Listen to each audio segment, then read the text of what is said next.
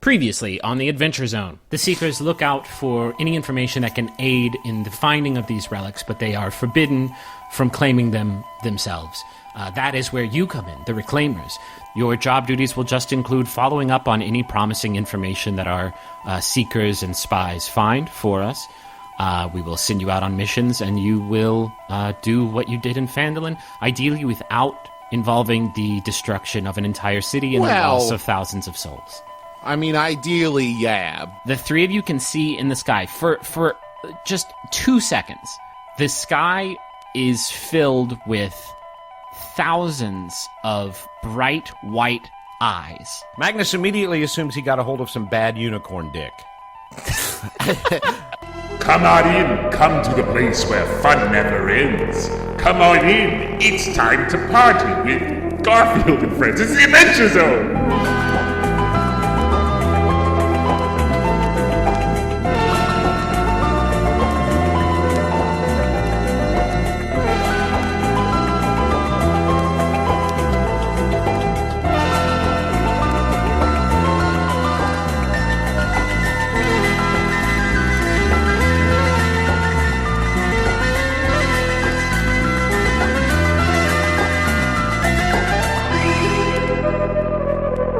Ready to start a new storyline, a new grand adventure. Yes. A new chapter. Please, Griffin, please start. In the I'm so hungry for it. In the Blood Eagle saga, which is what I'm calling this whole storyline, is the Blood Eagle saga. The Blood Eagle sausage. This Blood Eagle sausage chapter begins right now. The three of you are fighting. You're in a fight, and you're in...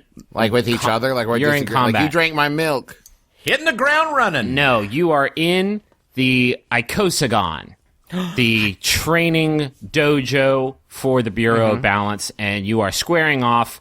The three of you are fighting against a three-strong team of formidable combatants. You're fighting against Killian. You're fighting against Avi. And Mobius. And you're... Who? I'm sorry. I think he meant to say Morpheus? From Max? No, Mobius, as in the guy that invented the strip. The breathe right strip. And the fight is taking forever. The fight is going on for a long time. You three are fighting against Avi, Killian, and Robbie. It's a friendly sparring match. And then we killed Robbie. Well, no, you can't kill Robbie. I have big franchise plans for Robbie. But you are doing some friendly sparring. You're doing some training. Robbie is throwing some cocktails at you. Killian is doing some acrobatic evasion and firing off some dulled crossbow bolts at your way. Avi seems like he's holding back a little bit. Maybe he's too nice to actually do any damage to any friend. He's too friendly to take a honest to God full force swing at you. You drop us in the middle of a fight. I don't know the stakes. Are there any babes that I'm trying to impress? Yeah, sorry. Circling the ring, there are dozens of Bureau of Balance employees that are there to see what these three reclaimers that have brought back 2 grand relics. They want to know what these 3 people are capable of. And so, yeah, I guess there are a few women in the audience. Taco. Okay, Griffin, there are women in the audience, but are there bibs? There are no less than 4 bibs, but no less than 16 bibs. Oh, I know this one, and one of them has a birthday in May and only wears red hats. Yeah, somebody draw me a Matrix. Okay, I've got this. You remember the Matrix starring Mobius? Oh, you just sat back and waited for that one, didn't you? Just waited. Step into my web. The fight is interrupted before you can do anything impressive by the voice of the director. But I was just about to. Let the record show. Yeah, it sure sounds like it. The voice of the director booms through the danger room and requests your presence in her office for an urgent matter. Killian says, oh man, I was just about to put the hurt on y'all. I was just about to use my limit break. Y'all don't even know what I'm capable of. She sounds like Holly Hunter. She sounds like Griffin. Yeah. She basically sound like Griffin, yeah. I mean, she was the first voice. She was the first voice I ever did, and so it was. At this point, are we all lining up to like high five and say good game and stuff? And yeah, it's all very, very cordial. There's a special Bureau of Balance handshake that you do, and it's basically the handshake, the secret handshake from Big. That's sort of the greeting for members of your order. So when we show up half hour later to the director's office, she's like, "What were you guys doing? Was it the handshake again?" Thank you for coming to my... She says, "Thank you for coming to my office. Shimmy, shimmy, Cocoa Puff." And then does the whole thing. So do we go to her, like, office or whatever? Yeah, you're there. Okay. Whoa. Oh, hey. She is speaking to Davenport, going through some papers when you enter into her office, and looks up at you with a start as you enter into her room. And she stands tall with her white oak staff and addresses you and says, "I have an urgent mission for you. You'll need to depart post haste." Hello. Oh, sorry. Hey, shimmy, shimmy, Cocoa Puff. Listen to me now.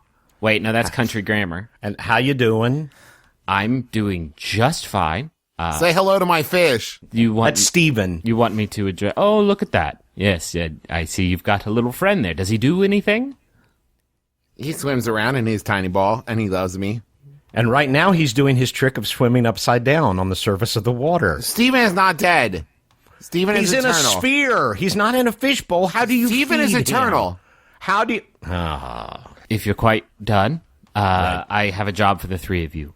It should be quite much easier than your last job, although your last job entailed you literally going to a train station and getting a thing out of a box. Well, And there you was a managed to little bit more to it than that. I just remembered to do my Magnus voice.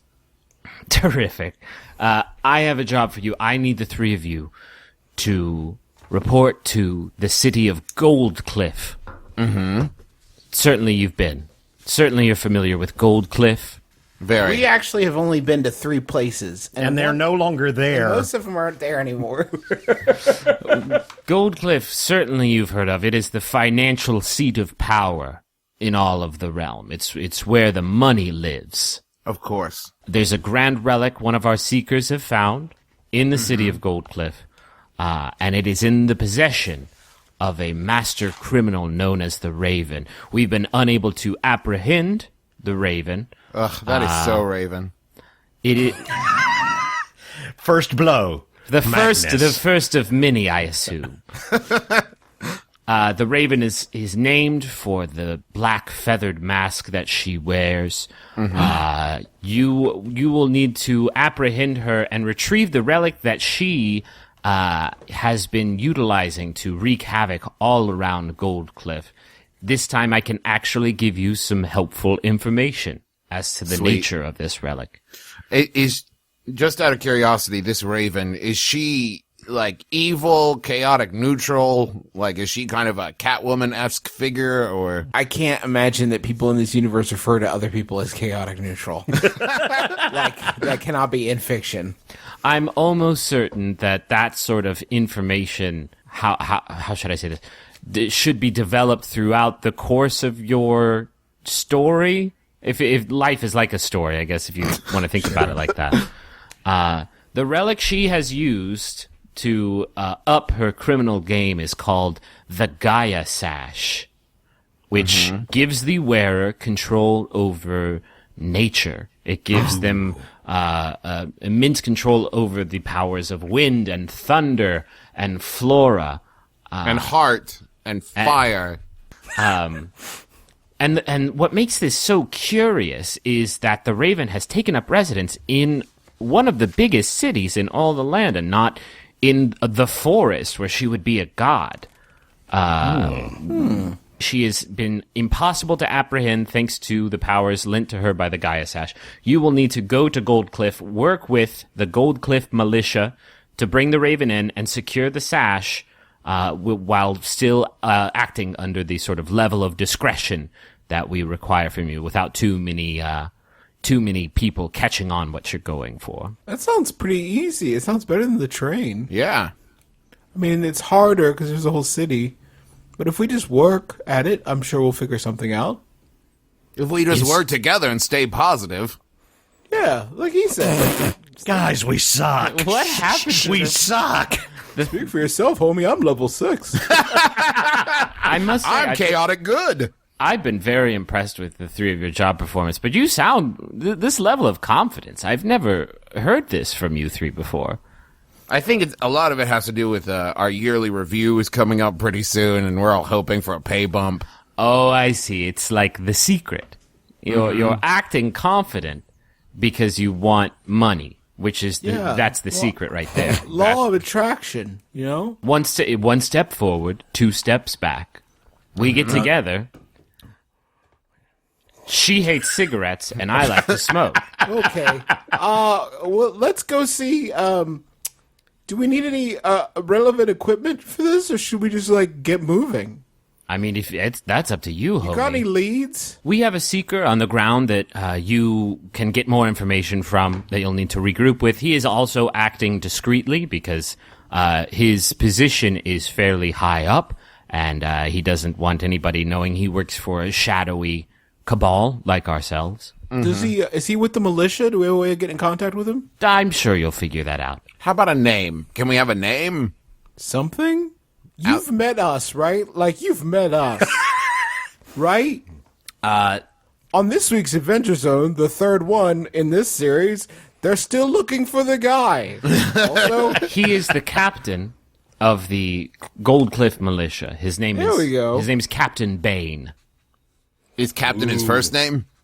Captain Bane, yes, it's... I am a captain! Who is that? That was Bane, sorry. We'll work on it later. Why don't you call him Captain Benny, because I do a great Jack Benny. I mean, I'm naming it after a real person, so I can't just change the real person. You know a real person named Bane? Yeah. I don't know him. He's on Twitter. He listens to the show. Are you new? Not anymore. Not his name, is it? It's probably not his Christian name. Listen, we're gonna get going, okay? Unless you have anything else to impart, any other leads, hot leads. Any road snacks? Yes. Yeah, you got any road snacks? I've brewed you up a phial of Gorp, and I think you're going to love my special blend. Do you want to know the secret? Love? Don't say raisins. It's not raisins. Those are a shoe-in for Gorp. I think that's what the R in Gorp stands for. No, my secret, she says. Come in, lean in close. I lean in close. I lean in far away. Pistachios, she says. Shelled? Yes, I leave the shells on them. Gives you stronger, sturdier teeth. Now get the hell out of my office. You're a loose cannon. Are you saying to me right now you make gorp? I make Gorp. I actually call it Pagorp. Please leave. You have stuff to do. And leave your badge and gun. Gooperp. You don't have guns. Please go. Please go. You're going to lose the trail. Do we need to go see Avi? Yeah, you go see Avi at the launch pad. He's still a little sweaty from his workout. He's wearing a tank top. Just getting Hey, did you like it when we kicked your ass down at the Omega Braga Braga Fron? the what? The Omega. Omega Braga Spraga Fron. If any one of the three of you can tell me what a 20-sided shape is called, I will mail you a check for $200. Round. All right, that's fine. Dodecahedron? No, that's a 12-sided shape, but thanks for playing. Oh, are you talking about the Icosahedron? Oh, shit. I can't even Do it. you know? Are you talking about the Icosagon? Yeah. I don't think that fight. I think you're misremembering it. I got in quite a few good blows on you guys. I love you guys, though. Listen, we don't want to talk about who blew who. We gotta go. Oh, I see. But you turn my words on me. You got me again. It's classic. Magnus. Can we go? Classic. Can we please start an adventure now? Yeah, hop into the fun ball, he says. Isn't there some sort of anti-nausea medication that we've received before, or am I misremembering that? Okay, bye. What, you're talking? You want some fantasy Dramamine? You're worried I'm going to inflict?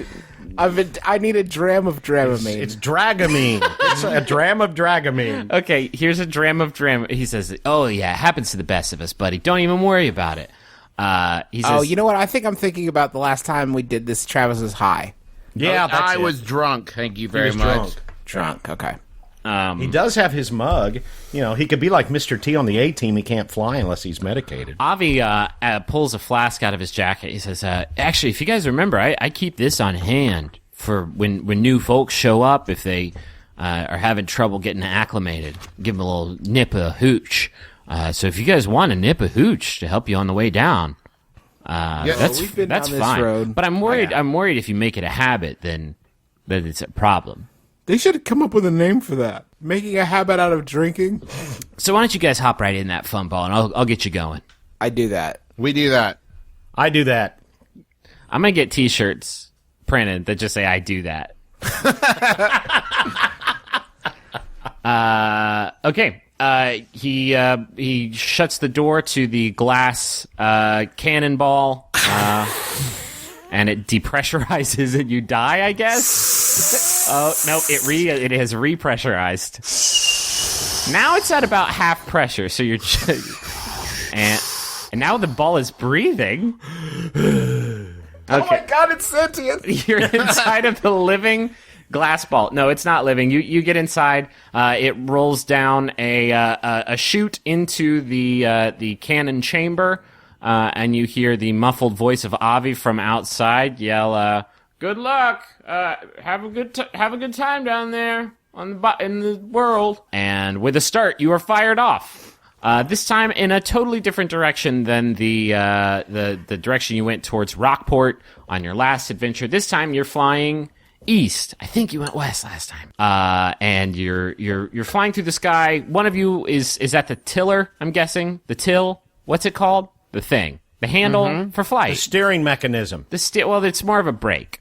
You're not really flying this thing, but you can slow its descent by pulling this lever. I'm not touching it. Last time I did, we crashed in a swamp. That's true. Last time touch you destroyed some unicorns, if memory serves. And those are endangered, and you were billed. You were fined heavily for that. So you're flying down for a few minutes before you part through the clouds. You pass through the cloud layer, and this trip down is the most scenic one you've taken yet, largely in part of the to the natural beauty of Goldcliff. It's as its name suggests, it's situated on the edge of a cliff, and it's sort of carved out of this bleak landscape by these two wide, crystal blue, crystal clear, crystal gale rivers. Don't it make my brown water blue? That's Thank you. Gross. And so it's surrounded by these rivers, and they sort of split at the end of the city and surround it, and then just flow freely over the cliff, forming these two large, breathtaking waterfalls. The city itself is largely comprised of these towering buildings that are kind of shimmering in the unrelenting sun in this sort of desert-like area around this oasis. And despite the fact that the land outside of the rivers is sort of a bleak wasteland, the city itself is kind of lush and green. Outside of those rivers, it's sort of just this blasted, featureless land, which sort of makes the city itself look all that more impressive.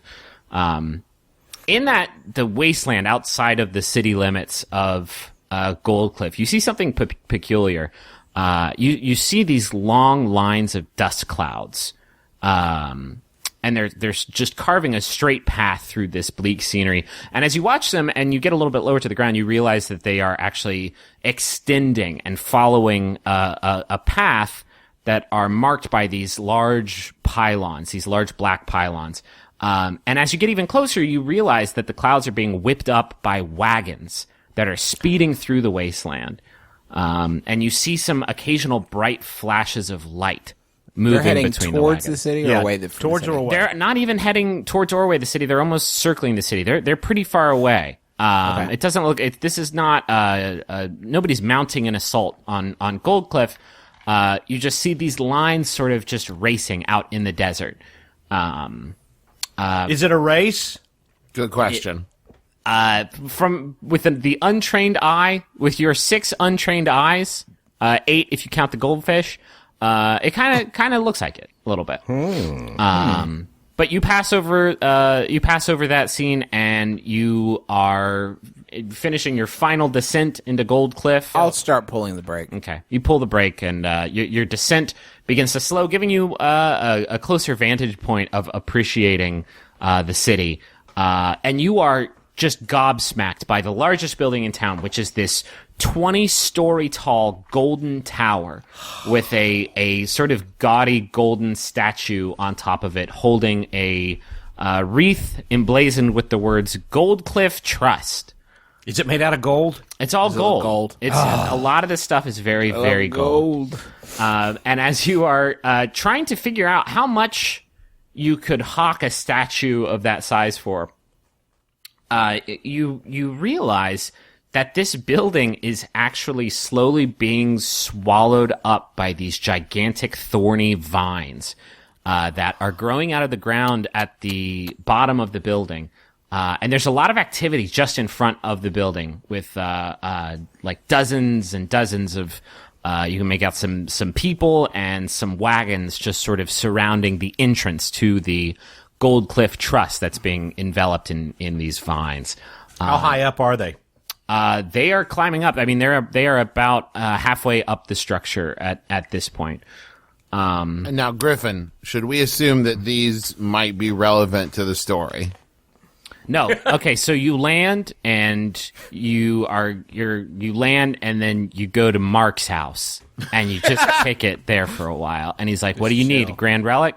Gaia Sash? I got that for you right here. See you later, dogs." And all right, let's level up. the end. Time to level up. You guys are level 8 now. Another great adventure. Your sphere lands with a thud in an alleyway just about a quarter mile away from the Goldcliff Trust. And as you emerge from it and look around, you realize that nobody has really taken any notice of your entrance into the city. And as you exit, the door automatically shuts behind you. A balloon pops out of the top of the ball, and your vehicle floats away. My wallet! I left my Kindle in the seat back. We all left shit. Dad's third Kindle. Lost another one. You left your Zune charger in there, and now it's as good as dead. See, that's a You real... talked me into buying that Zune. Well, listen, it was 2006. I said a lot of shit back then. Good point. What do we see immediately in front of us? You see a couple of vagrants in they're in some shabby sort of makeshift dwellings in this alley. There's some kids playing hoop and stick. Where are we in relation to the building. trust? Oh, you're pretty close to it. It's around the corner. Well, now, hold on. I want to hear more about these vagrant kids. That seemed like a promising thread. Do they seem to like love is the true value kind of thing? Like they're poor, but they're happy? This is a very 1% town. Mm-hmm. And these vagrant kids are also in the 1%, but on the other end. Okay. But they are just they have found a fulfillment with this hoop and stick that all of the tea in China couldn't make you happy. And so I guess the moral of the story is love was the real treasure all along. And I'm already at the building. Okay. I'm there. So, ditto, at the Fantasy Costco, I bought the Lens of Straight Creepin', which, when looked through, highlights the footprints, tracks, markings of any person or thing that traveled through the area recently. Okay. I think that's going to come in handy finding the Raven. I mean, you can use it right now and see if you can pick up on the Raven's tracks. Okay, I use the Lens of Straight Creeping. Okay, all you see are straight line tracks, and you try to deduce exactly what these could possibly be, and you realize it's a ring. It's a ring and stick. It's from the Ring, and these kids have been playing ring and stick for a long time. See, I didn't use it. That was a trick. I can't believe you fell for that. It's all hoop tracks. But God, there's so many hoop tracks. You think these kids must have been playing hoop and stick for like 1,000 years. Okay, I've been at the building for like 5 minutes. What's happened to me since then? Are you all at the Goldcliff Trust? Yes. You're at the Goldcliff Trust. There are some militia wagons. You understand when I say militia, I'm talking about fantasy police, right? Yeah, you can just say police. We got a few fantasy police in our listenership who are like, elevators? I don't think so. I noticed that you used this one skill when I was farting in my hand and smelling it. Get out of here, doofus. You got it. We love you guys. Yeah, we love 99% of you. Just not you hand sniffers. Not you hand sniffers. there are a few militia wagons surrounding the entrance to the building. The building is now almost completely enveloped in these vines.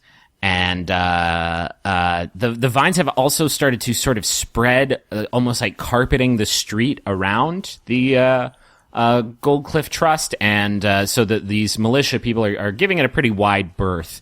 There's about a dozen or so militia folks surrounding the entrance to this building. And in the back of the crowd, near a particularly large wagon, is a broad, mustachioed man in his late 60s, you would think, who's yelling gruff orders at his underlings. Is he bigger or smaller than Magnus? He's big. He's brick shithouse big, and you are like an oak shithouse. Yeah. And that's my not rustic value is very charming. Yeah, for sure, but it's not advisable because that soaks up the smell. I wander over to him. Hail and well met and stuff. I'm Taco, and we're from, well, you know. No, and I hold wait on, 7 times. Stop. Hold on, wait. Barry, get Private Barry out of the vines. Oh my God! Wait, did Get you him out tell of the- Barry to get Barry out of the vines? Listen, Barry H. No, Sergeant Barry, get Private Barry out of those vines. He's getting all Barry and Berry. Sorry, what were you saying? My sergeant, Detective Strawberry. He's got a lot of different titles. Who the hell are you three? What are you doing? I'm busy here. Are you Bane? Yeah, I'm Captain Bane. What of it? we're from the wink, and the nudge sent us. And we're wiggling our eyebrows. And leaning in suggestively. Let's put it this way. You can understand us when we say the words void fish. Yeah, that does it. Good stuff. Let me see your arms, though. Okay. I flex. No, not. I What do you think? I hold out the arm that doesn't have a bracer on it. Okay. I hold out my leg. Check out that meat. And it looks like you've got an ankle monitor on it there, dwarf man. What's that all about? Anyway, all right. You seem like trustworthy folks. Can I just compliment you on your judge of character? You're You have a our great number. police captain guy. Good policing, Captain. So what are we looking at here? What's the sitch? Listen, I'm more big picture kind of, direction. A lot of producer credits on. Listen, on this. we're not hiring. What's the situation here? I mean, we are coworkers already. I guess so that's true. here's the situation: the Raven is in the building. I'm guessing stealing all the gold. And I'm just gonna go out on a limb. There's a lot of people's finances are all tied up in the Goldcliff Trust, and so she's in there. We managed to evacuate a lot of the building, but as you can see, we're having trouble gaining access to it because of what on account of the vines. Do you want us to go in and get her? That would be that would. Can I tell you something? That would be terrific. Let me ask you this follow-up. Hit me.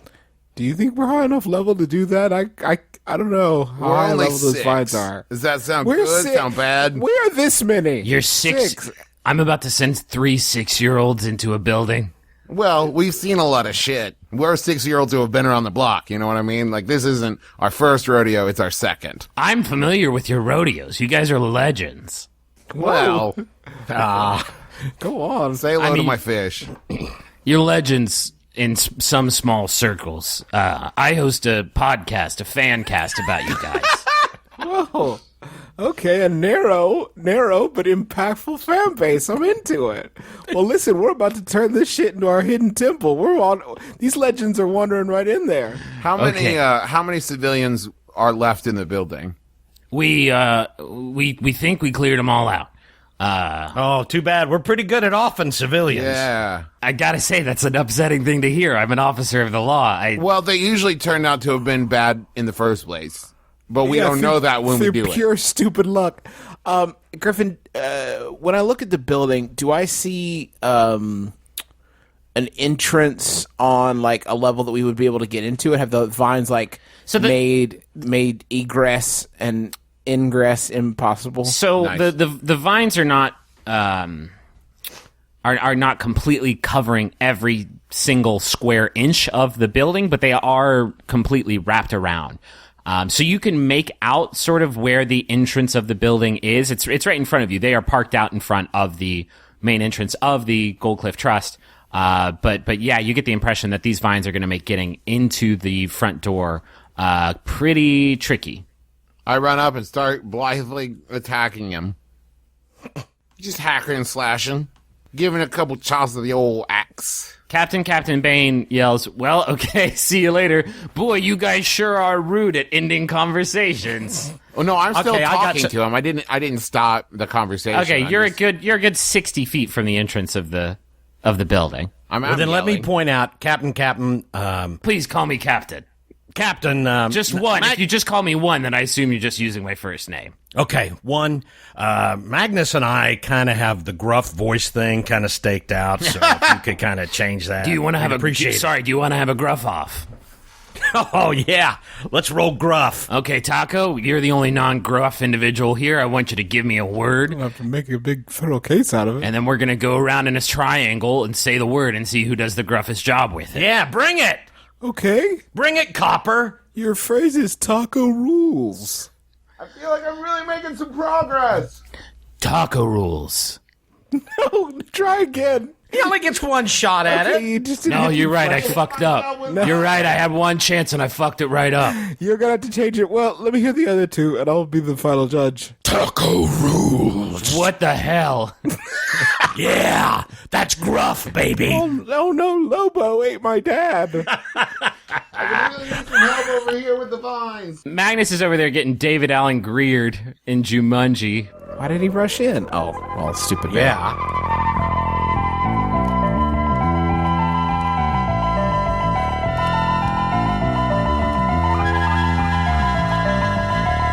Hey everyone, this is Griffin McElroy, your dungeon master and your best friend. How are you doing? Are you doing okay? Thanks for listening to episode 18 of The Adventure Zone, the first part of a story arc that I just for the life of me cannot come up with a name for. But hopefully by the time this is published, I will have a name for it and it'll be really clever and you'll read it and just get really hyphy about hearing the rest of it. The Adventure Zone is sponsored in part this week by 1 Month. 1 Month is an online service you can use to learn how to code. Which is basically the only thing that you're going to need to know in the future when we all subsist on protein slurries and gamma food. That's food that is shot into your body with radiation. 1 Month students learn to code by building real websites and apps, growth hacking their businesses and websites, and building payment systems and security solutions. Their courses are the easiest way to learn new tech skills. And it only takes 15 minutes a day for 30 days. Hence the name 1 Month. You can enroll now at onemonth.com/adventurezone. Now, enrollment is typically $99, but if you join now using that URL, you will receive your first month for 25% off. Again, that is onemonth.com/adventurezone. We're also sponsored in part this week by Casper. Casper makes super comfy mattresses that they send directly to your house, and then you can sleep on them. Travis sleeps on one, and he sure does. Travis sleeps on one, and I haven't heard any complaints. Nay, I tell you, I have heard nothing but non-complaints, anti-complaints, whatever the opposite of those are. Celebrations. Casper is an online retailer of premium, obsessively engineered mattresses that you can get for a fraction of the price of a non-Casper mattress. They have a risk-free trial and return policy. You can try sleeping on a Casper mattress for 100 days with free delivery and painless returns. Adventure Zone listeners can get $50 towards any mattress purchase. You can go to casper.com/adventure and use the promo code ADVENTURE at checkout. Now, terms and conditions do apply. So I don't know what that means, but stay frosty out there. Got a personal message here from one listener to another, or maybe one listener to a non-listener, in which case they're just kind of shouting into the void. If you want to shout into the void, you can go to MaximumFun.org/Jumbotron, and that'll tell you how to get a personal message on the show. This message is for Lindsay Iserman, and it's from Arthur. And Arthur says, "Happy birthday to the only person that could talk me into listening to a D&D podcast. Now a romantic evening means a bottle of wine, a synth-heavy score, and the sultry voice of that sweet, sweet dungeon master. Love you, sweets." Not sure if that last part is directed at me or not. But just in case it is, I love you too. One last message here, a commercial message, which you can also pick up at MaximumFun.org/Jumbotron for your small business or your creative works. I want you to go check out ElderwoodBoxes.com. Elderwood Boxes makes pocket-sized artistic wooden boxes to transport your Dungeons & Dragons dice in style. They personally select the finest woods to handcraft pocket-sized dice boxes with a unique hexagonal look. With literally thousands of combinations of engraved art and wood type, no two boxes are the same. If wood carving, dice, and Dungeons & Dragons is your thing, and it is, go check us out at elderwoodboxes.com and customize the right box for you. P.S. We miss Barry Blue Jeans. We all miss Barry Blue Jeans. He was a beloved character that appeared in like 2 episodes, and then he died. Well, it was the name, wasn't it? It's like the best name, and I just sort of wasted it on a red shirt. Hey, if you could do us a favor and maybe tell a friend about the Adventure Zone, we sure would appreciate it. We don't market or advertise this show in any way. We rely entirely on word of mouth. We just made, about a month or so ago, we made episode 1.5, which is a super pared down version of our pilot episode that just gets to the story stuff and the chuckles. That is a way easier way to onboard people onto the show. So yeah, even if your friends maybe aren't big D&D fans, like we weren't either before we started doing the show. So if you could just try and spread the word, we would really appreciate it. Leave a review on iTunes and do all that good stuff. We thank you. Thank you. Also, go listen to the other shows on the Maximum Fun Network. There's a ton of really, really good shows on there, like Pop Rocket, Jordan Jesse Go, Judge John Hodgman. We do other shows on the network, like My Brother and Me, Sawbones, and Bunker Buddies. Justin does a YouTube show called Things I Bought at Sheets, and Travis does a podcast with his buddy Brent called Trends Like These. We got our fingers in a lot of pies, but there's infinity pies at MaximumFun.org. Go check them out. They're all free pie. You're going to love them. Also, last thing, if you want to get on the show, be a character on the show, just tweet about the show using the ZoneCast hashtag, and you might end up in the show, much like Captain Bane, who is named after Vinton Bane, who's Flesh Eater on Twitter. Got a few more characters, a few more open spots for this story arc, so get those toots in now. All right, I'm going to let you get back to the show. Thank you all very much for listening. I really do appreciate it. I'm excited to start a new story arc. I'm excited for the 4th of July. That's neither here nor there. Next episode is going to go up on July 16th, so I'll talk to you then.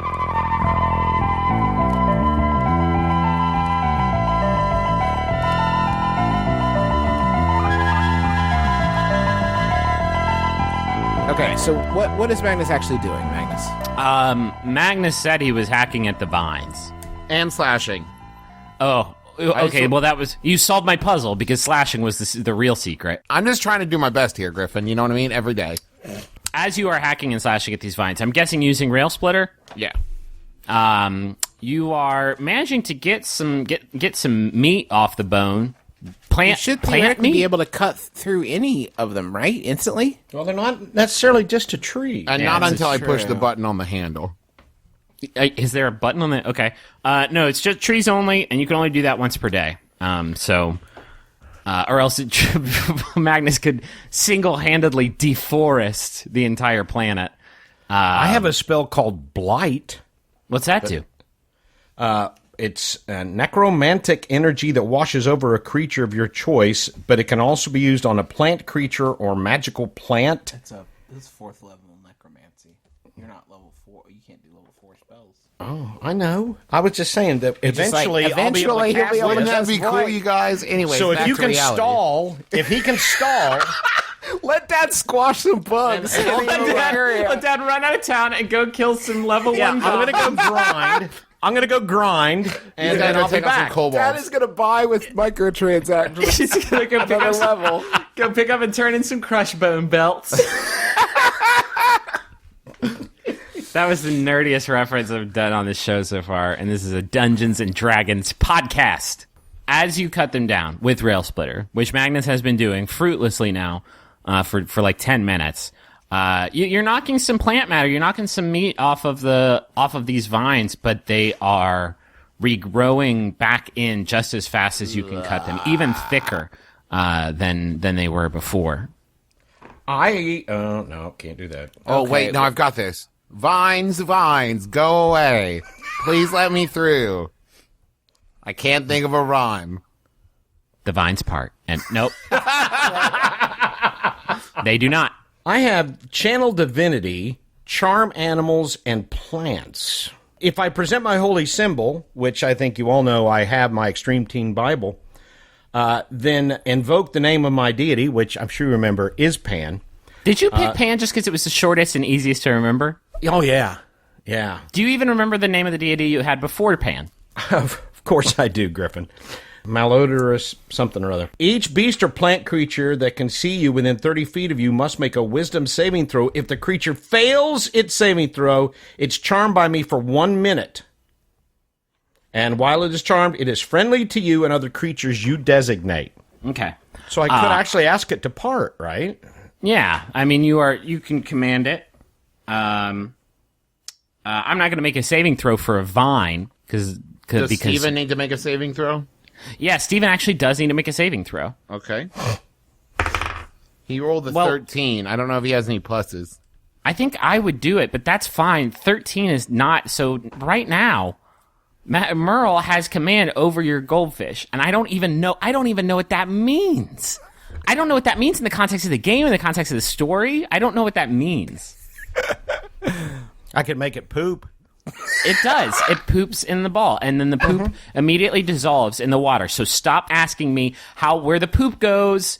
There's a lot of tweets last week. How does it poop? It just the water is magic. It's a magic fucking fish. It's a magic ball, and it dissolves poop, and it turns the poop back into air. Okay. Wow.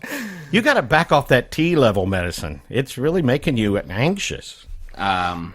All right. So what do I roll? You don't. You just talk dirty to these plants. Hey, baby, I love your tendrils. Grocery. Let me see your pistils and stamen. Grocery. Oh, man. You started it, McElroy. My knee is basically touching your knee. Please don't do this anymore. I didn't move. The vines enveloping the front door begin to flower and bloom. I die. Which ought to be a lot easier to cut. I die in fiction and remove my headphones and go to Gino's Pizza Pub and Family Fun Center onion and play rings. skee ball for Bring back 2 onion hours. I will. We'll do. The flowers start to wilt and fade. Hey there, Vines. Can I leave? You know what? My off the buddies show. over here are going to sing a little sexy music. No, we're not. Sing something. Help, come on. Sing something. They've already Wait, parted, but you the vines... pervert. The vines begin to flower sort of curiously. See, come on, sing something. Let's bloom together. Oh, yeah. You know what? I've Here been is looking my at you, penis. Vine. I got here a few minutes ago, and I cannot take my eyes off you. I looked at you across the square, 60 feet away, and I said, do not be chopping on this, baby. Look at that sweet, sweet pollen sac. Come on.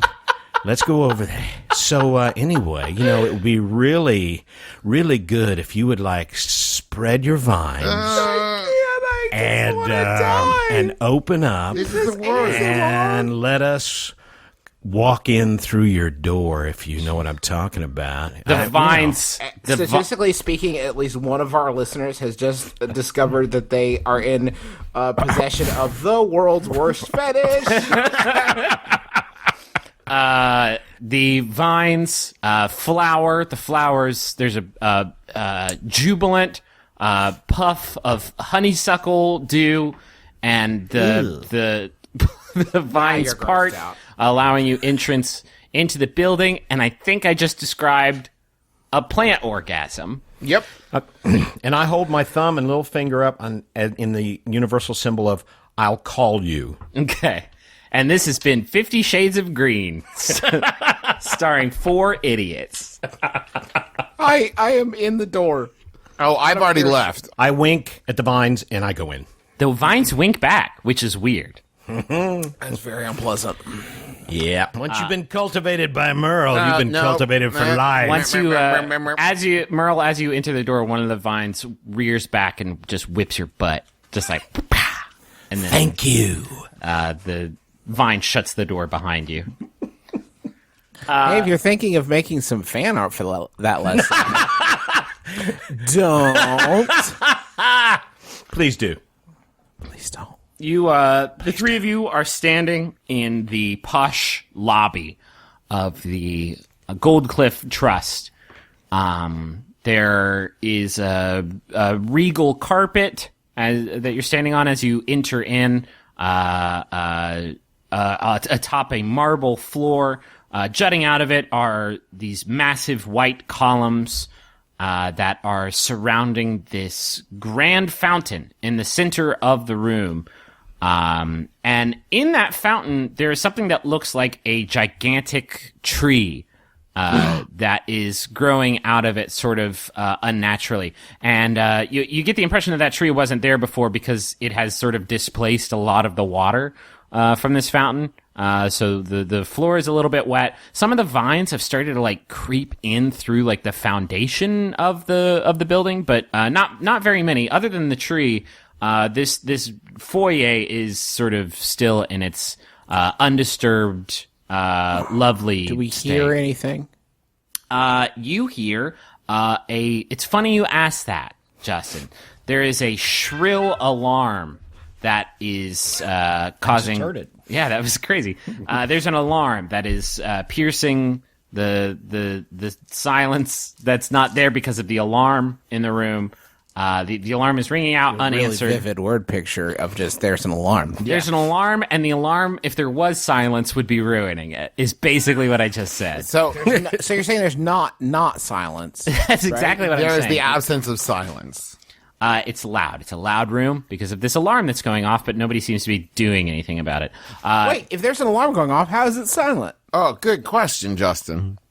So on the far end of the room, behind the fountain, from where you're standing, are a row of booths, like Teller booth? yeah, teller booths. A row of booths there with a pretty secure door dividing the main lobby from them. And then on the left side of the room, from where you're standing, are a few doors. Griffin, is the tree doing anything other than, like, is it going up through a roof, or is there anything on it? Does it seem to have a purpose aside from just being a tree in a room? Is it checking out my ass? Anything like that? Strictly I platonic can't, from this please. point on. Please. Do I have time to smoke a cigarette? Can I? You absolutely do not. You could make a check. Trav? Yes, I would like to do that, please. Is that perception? Probably investigation to see if you notice. Investigation. That I rolled a 17. Okay. You don't notice any sort of obvious like movement or anything from the tree, but some of its leaves are falling off, which is curious because there's not like a breeze in here. There's not like a stiff breeze. You're indoors, but this tree is shedding some of its leaves. He's really deciding whether or not he wants to use that old. That is correct. Okay. Is the tree blocking our way to anything? No, it is. You're about 40 feet away from it, and it's sort of in the center of the room. The only obvious exits are those doors to the left side of the room. Is it climbable? The tree? Yes. I mean, it's a tree, so it's as climbable as trees get. Okay, now I would like to use the lens of straight creeping now. You look straight down. You're basically standing right in front of the entrance, and you use the lens of straight creep, and you see a lot of footprints moving out of the building, originating from all around this room, probably the evacuees of this building. But you detect one pair of footprints that is really curious because they start right there at the front door, and then they vanish for like a good 15 feet, and then they reappear, and then they vanish again for another 15 feet, and so on and so forth. It is not the usual sort of footprint pattern that people leave. Pretty cool sentence. And they lead directly to the middle of the room, into the fountain, and then they lead to the left side of the room, through one of the doors over there. Wait, before we head through the door, is there any loot? We're in a bank. Do we see any? Is there? That's actually not a bad question. Is there any like any sign of like money or anything like obviously like stolen or destroyed or anything? Nothing like obviously stolen or destroyed on this floor. But again, you only have access to about half of this lobby, unless you get into those booths in the back of the room. Magnus, you want to go look at the booths or you want to go through the door? I mean, let's check out the booths first. Booths. Merle, okay, let's go check out the booths. Booths. We go to the booths. Okay. As you walk toward the booths, towards the booths on the back side of the room from where you're standing, you walk forward, and as you begin to approach the fountain in the center of the room between you and these booths, the tree awakens and turn towards you, and you can make out some knots and features in this tree, which is not a tree at all, my friends. It is a tree ant. Part tree, part ant. Can you even imagine anything more terrifying than a tree ant, and his name is Trent? That's not a listener. I just thought it would be a fun joke. And as it turned out, You are right. I was right. It's a really fun, His name really is fun Trent joke. Reznor. His name is Trent. Nope, just Trent. Doesn't have to be a reference. Just a fun joke I made. Does he look as though he's rolling for initiative? No, it looks like he's going to do a surprise round because y'all just walked right up on him. He is going to rear back, and he's got one sort of big limb, and one sort of small but limb with some sharp barbs on it.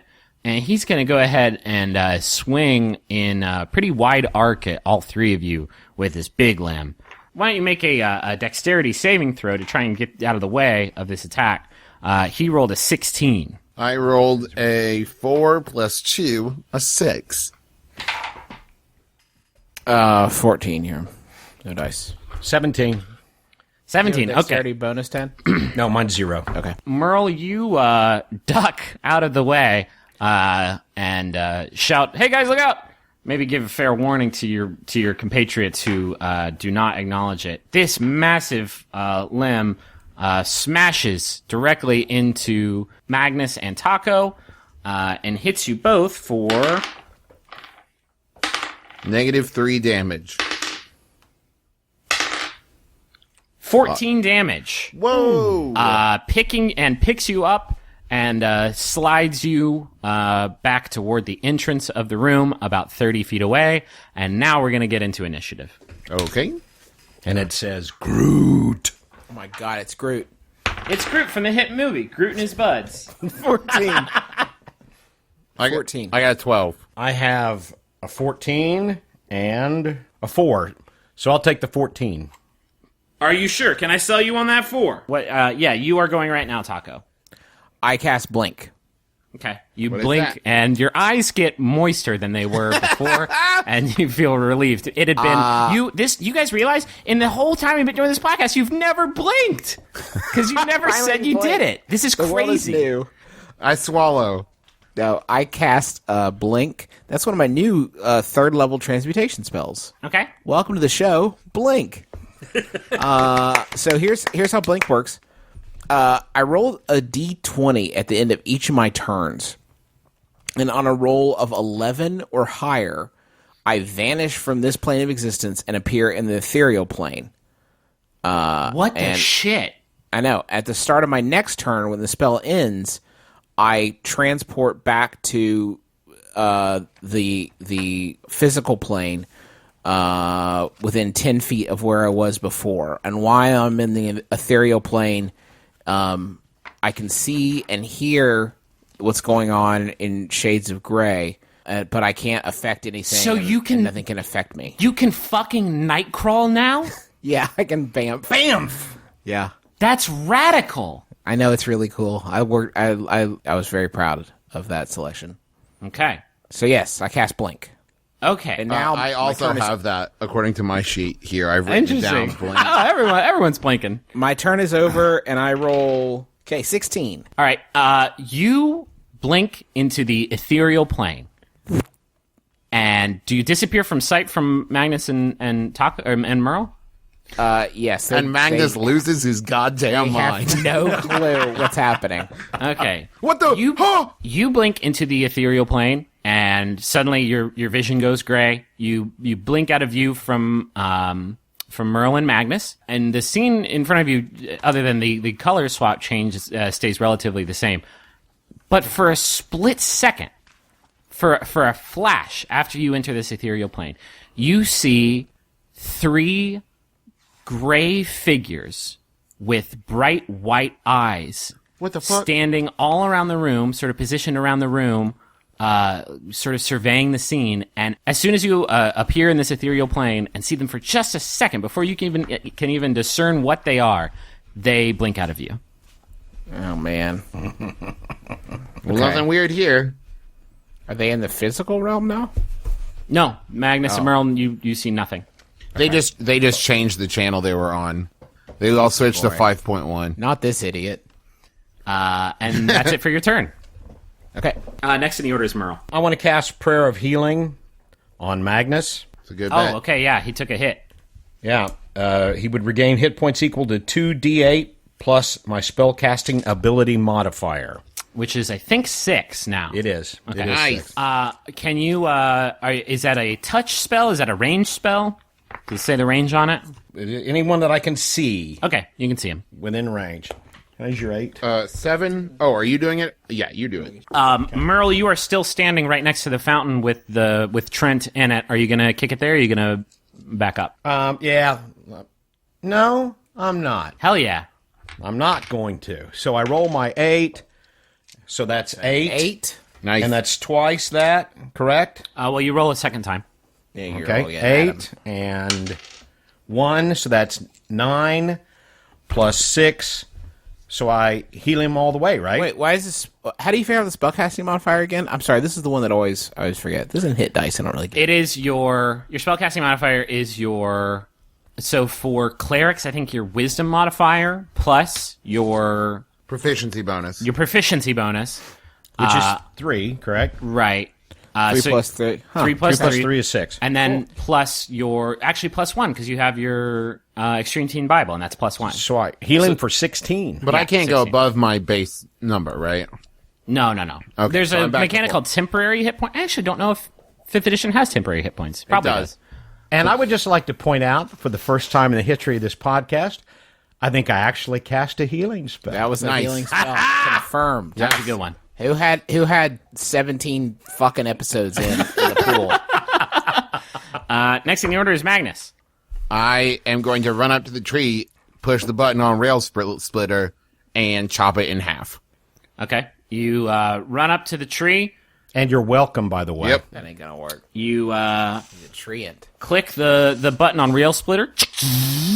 It powers up, and you rear back, and with a mighty swing, cut through it like a hot knife through water.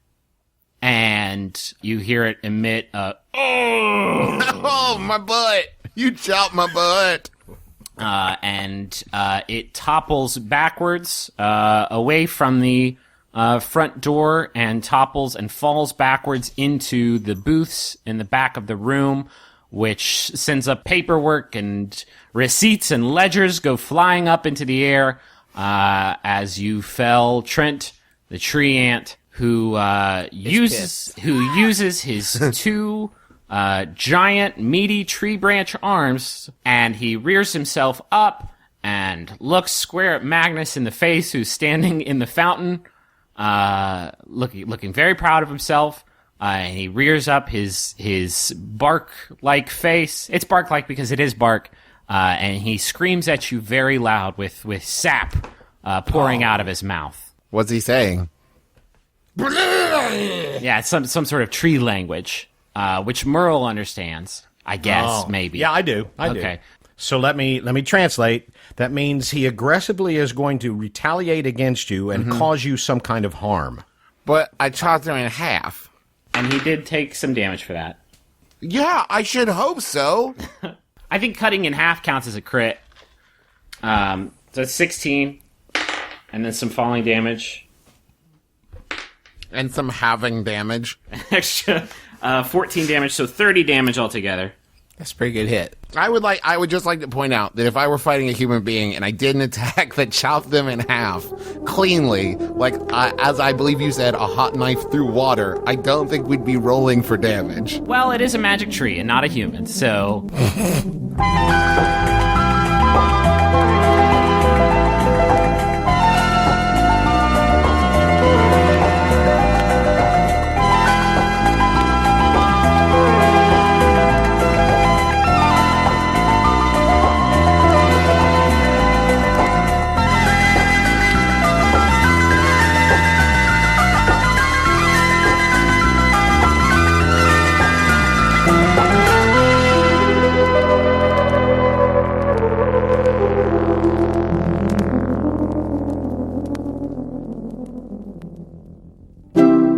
MaximumFun.org. Comedy and culture. Artist owned. Listener supported. Hi, I'm Julie Sabatier, host of Rendered. It's a show about making meaning and breaking rules. We're answering important questions like, can you build a spacesuit in your living room? I went to my brother's place in Beaverton, and he has a swimming pool, and I pressurized the suit and sat down there underwater for about 10 minutes. The thing that I had built was supporting my life. That felt really good. What does it sound like when you play a polka record through a styrofoam cup?